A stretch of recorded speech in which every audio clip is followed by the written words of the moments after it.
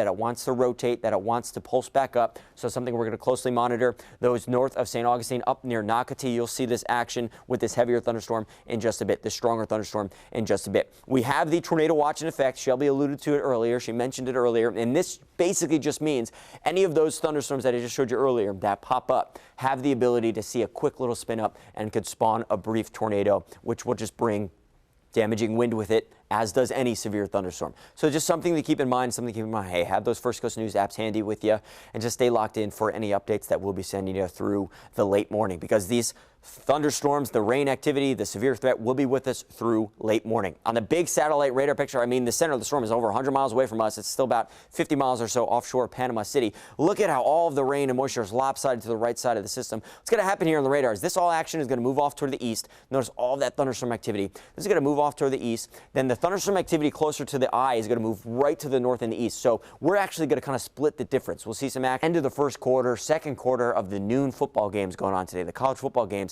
Notice the right side of your screen. Notice how things clear out later on this afternoon. We're going to see some drastic clearing later on tonight because of how quickly Nestor is moving and because of how unorganized the system really is. Later tonight, we'll just be dealing with some isolated showers and a few thunderstorms around. But again, the main concern is going to be this potential for some severe weather around those strong to severe thunderstorms and the isolated tornadoes that could spawn up within them. Enjoy the raindrops.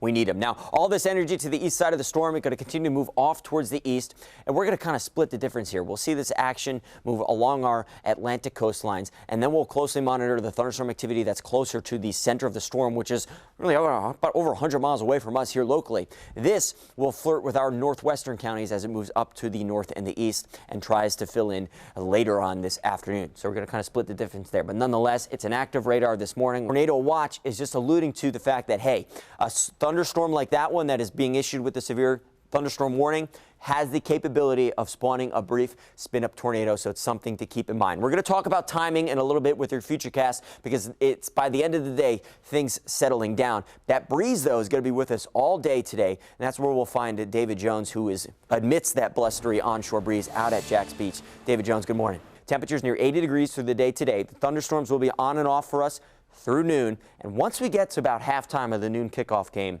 today, college ball, really close to that 1 o'clock hour, things will be settling down. And later on this afternoon, doesn't look all that bad. As this lopsided system, the center rotation, still about 60 miles offshore of Panama City. It's very unorganized. It's a hybrid system. It's got all these components to it. Long story short, all of the moisture is on the eastern side of the track, and it is dumping some much needed rainfall through the state of Florida. And because it is a hybrid system, it's got all these components to it. A warm front, cold front, the center location, polar air, tropical air. And right now this morning, we're dealing with the warm front first. And then by later this morning, once we get to about 10 a.m. or so, we'll deal with the punch from the cooler air, which brings in the stronger thunderstorms. That takes us to about lunchtime or so. And then once we get towards later this afternoon, things settle down. And things settle down into Sunday as well. It's balmy and breezy, drying out with some